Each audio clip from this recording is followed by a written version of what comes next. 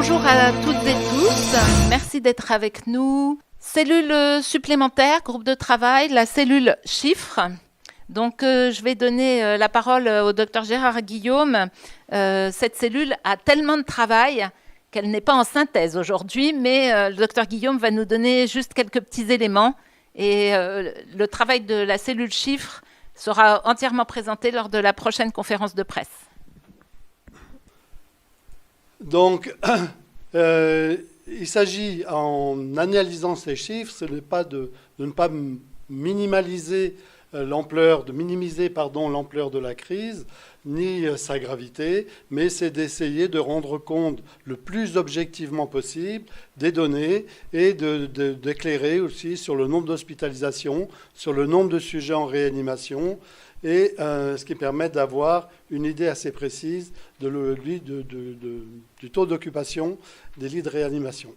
On voit qu'en fonction du nombre de cycles qui est utilisé, le taux de positif est extrêmement différent. Et ce qu'il faut savoir, c'est qu'en France, normalement, ce nombre de cycles doit être inférieur à 25. Et en France, il est supérieur à 33, voire il dépasse 40. Et c'est vrai que ça donne un taux de positivité qui est absolument gigantesque. Et malheureusement, ce sont sur ces chiffres que le gouvernement va prendre ses dispositions pour organiser son état d'urgence sanitaire. En gros, si vous voulez, sur le nombre de tests réalisés, le nombre de positifs varie entre 6,5 et 7,5 de positifs. Bien entendu, il y a les décès dus au Covid. Il y a les décès avec comorbidité et puis il y a les décès sans Covid. C'est extrêmement difficile de faire le lien entre tout ça et le CEPIDIC, là, le centre d'épidémiologie, fait la distinction entre les décès qui ont un lien confirmé avec le Covid, quand il y a des mentions qui sont précisées du type avéré, certains, positifs, prouvés. Et puis ceux pour lesquels il y a une simple suspicion, où on parle de plausible, de possible et de potentiel. Ce qui fait que, alors, qu'en sachant qu'on admet jusqu'à 4 causes possibles de décès dans la description des certificats. Donc vous imaginez un petit peu la complexité. Et là, je vais juste vous donner au 12 janvier les données telles qu'on les a, parce que ça, c'est important. C'est au 12 janvier, on avait 28 297 décès. L'âge médian des décès de 85 ans, 92% ont plus de 85 ans, 54% sont des hommes. Et quand on analyse tout ça, on s'aperçoit que seulement 54% des certificats sont des décès avec infection SARS-CoV confirmée. Soit on n'a pas donc 28 000 décès, comme on nous fait dire, dus au SARS-CoV, mais seulement 15 280, ce qui est quand même tout à fait différent.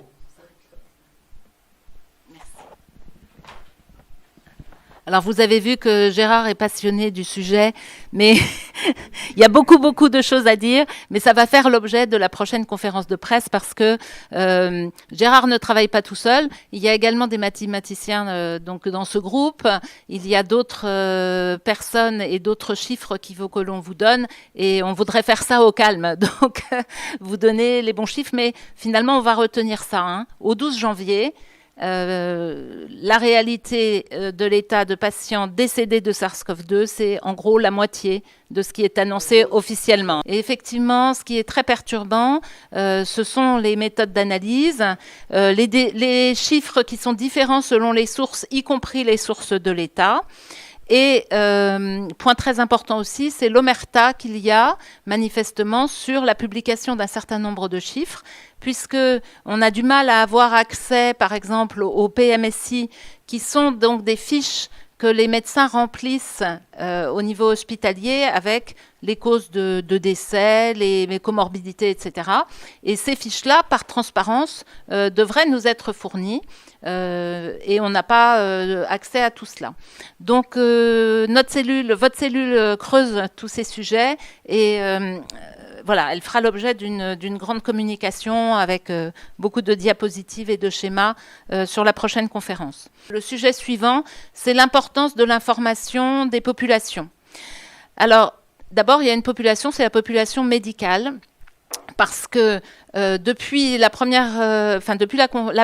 qu'on a lancé du 9 janvier, il faut que vous sachiez que nous sommes inondés de messages de confrères et consoeurs, même si déjà nous sommes, nous, très nombreux, mais nous sommes inondés de messages où les gens témoignent de leur solitude, de leur incompréhension justement de cette situation, et beaucoup de médecins sont heureux de pouvoir finalement échanger avec nous et échanger grâce au maillage territorial qui a été mis en place par Réinfo Covid. Donc nous avons une cellule, les médecins parlent aux médecins, avec des groupes de travail au niveau départemental qui sont en train de se constituer de façon extrêmement active. Donc ça, c'est un premier point. Donc appel éventuellement à nos confrères qui nous entendent. Si vous vous sentez seul, et justement, ou si vous voulez partager vos expériences, ou si vous êtes même menacé par les conseils de l'ordre, parce qu'en ce moment, c'est ce qui arrive beaucoup, il y a beaucoup de convocations et beaucoup de menaces, eh bien, rejoignez ces groupes entre pairs, c'est extrêmement important. Et autre maillage important mis en place par Réinfo Covid, également un maillage soignant, entre soignants, puisqu'on a, nous, ce qu'on peut témoigner au niveau du collectif Laissons les médecins prescrire, énormément d'infirmiers, d'aides-soignantes qui, là aussi, ont signé le manifeste La 4e Voie, sont interpellés de ce qui se passe en milieu hospitalier, etc. Donc c'est important que, voilà, qu'on se parle entre nous et même qu'on assure du soutien, parce que beaucoup de confrères, au-delà de la peur, même sont dans des états un peu dépressifs, il faut le dire, ou les gens du milieu hospitalier également, parce qu'il y a eu beaucoup de fatigue, mais aujourd'hui, c'est extrêmement complexe la situation à vivre, et beaucoup de gens ont besoin de soutien. Donc à la fois groupe de soutien, groupe d'échange d'expériences.